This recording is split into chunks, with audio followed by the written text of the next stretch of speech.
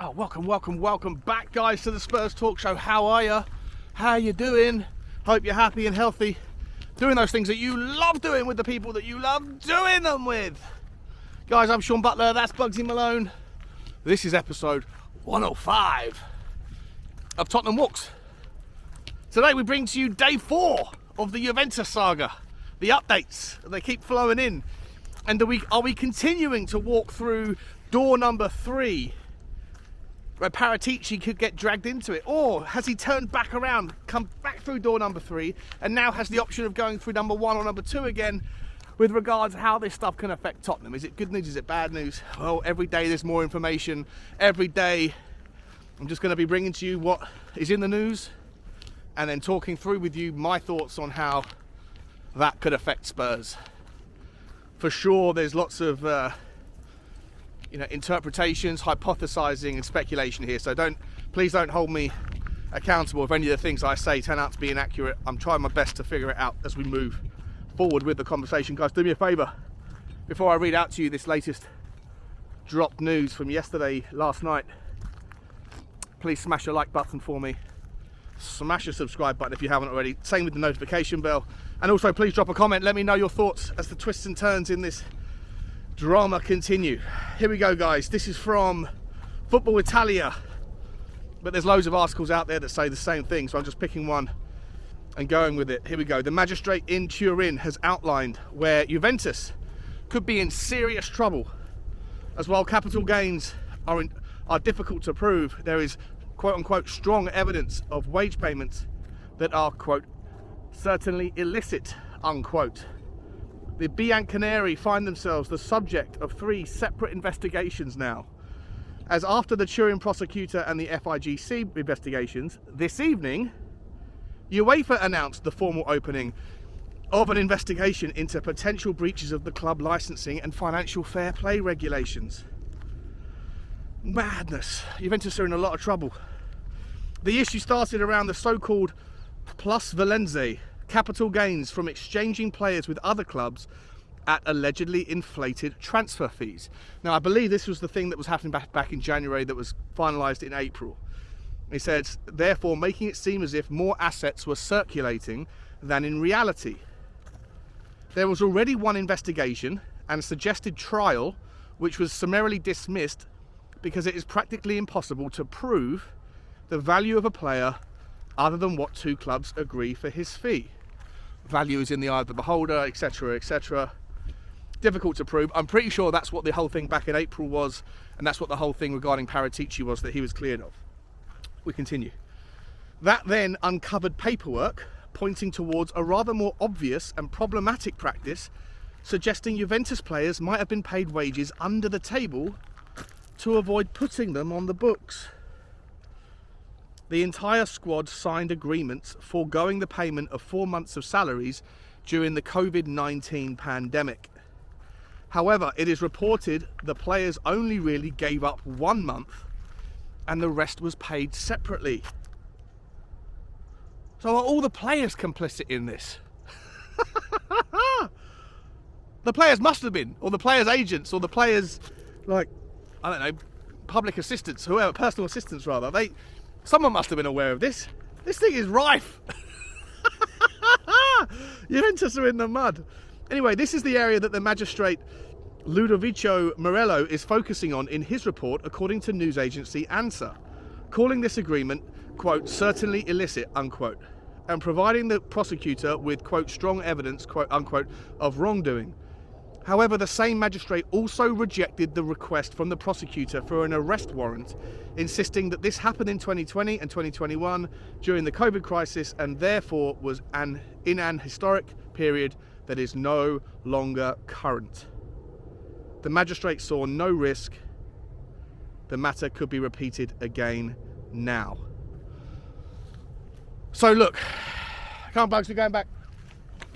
To me, if the current investigation is only looking at 2020, 2021, then I'm guessing Paratici was still around, I think, correct me if I'm wrong, but he was still around for part of 2020. So he could still be tied up in this. But on top of that, there's no arrest warrants. More importantly than anything else is that what we know for right now is that there's no arrest warrants being issued.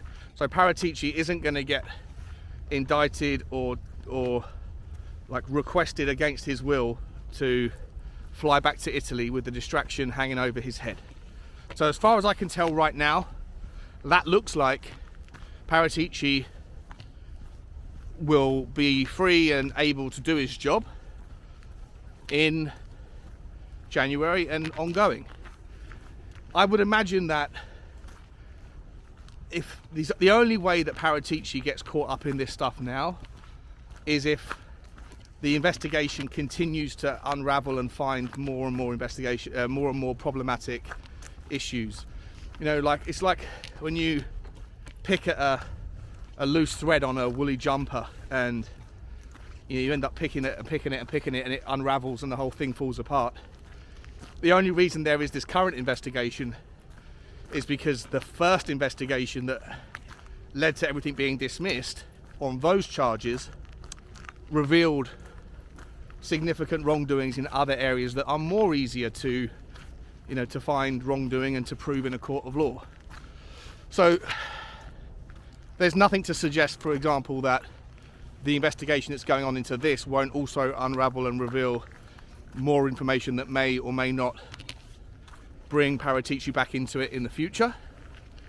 But I think it's pretty safe to say right now that Paratici will be able to focus on his job in the short term and should be able to walk back through door number 3, and then we can talk back about the options of whether or not this is a good thing or a bad thing for Tottenham's opportunities. Look, Arsenal fans right now, I've been watching some of their channels the last couple of days and on neutral channels, and they're talking about how Arsenal are licking their lips at the prospect of signing Locatelli and Vlahovic from Juventus.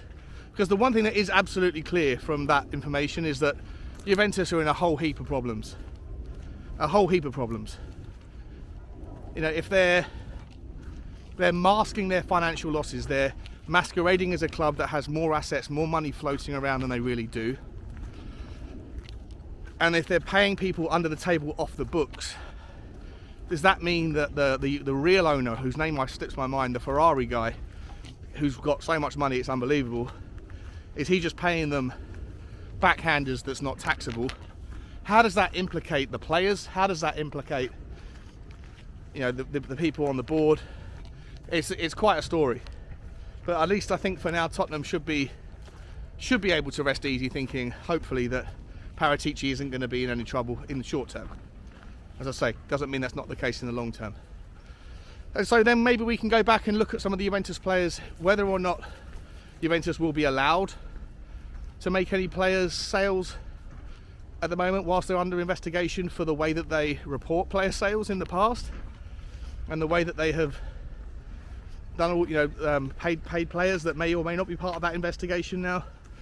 Who knows? Would you want to be signing a player from Juventus who may get caught up in this because they haven't paid the tax on their under the table earnings?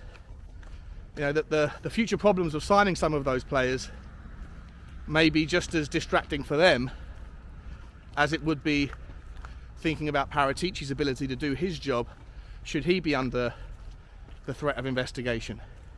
And tax evasion is 100% a criminal act that can lead to prison time.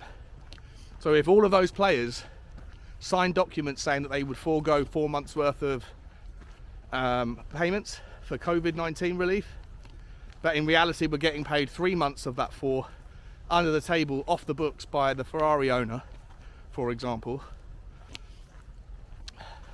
that's not a one-way crime, that's a two-way crime. So I don't know.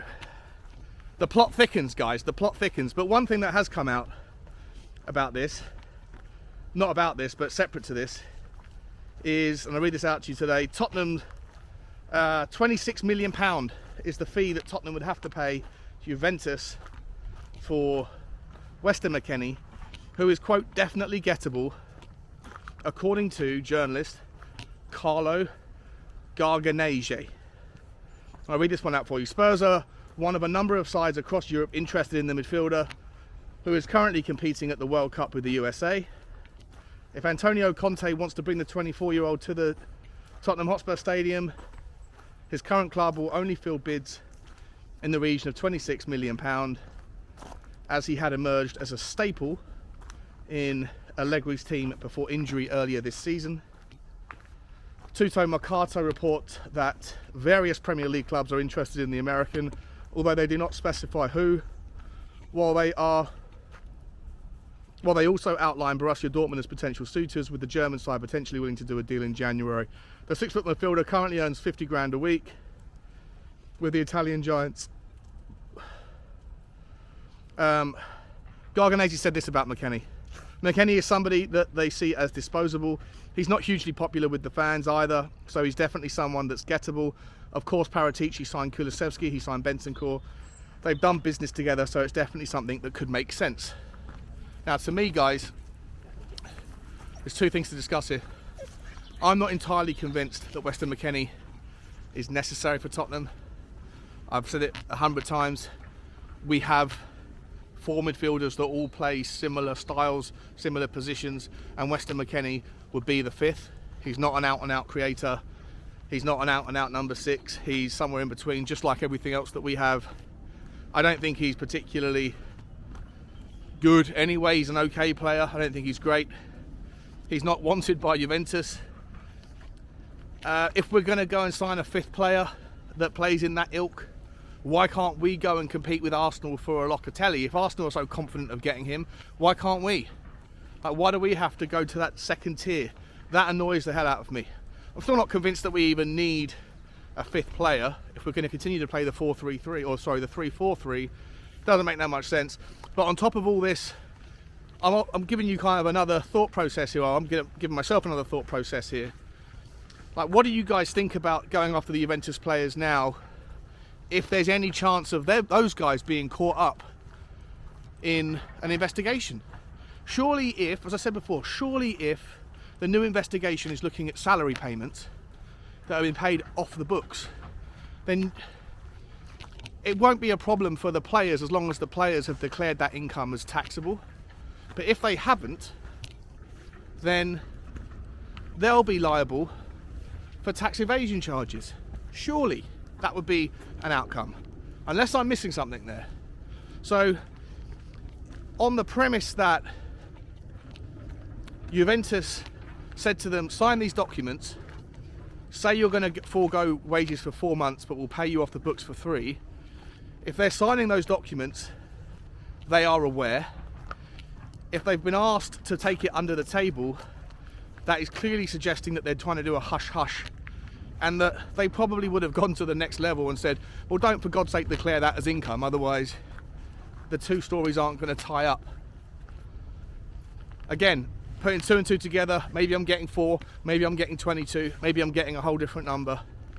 But would you want players coming that then have tax evasion charges on their heads? Well, I probably wouldn't.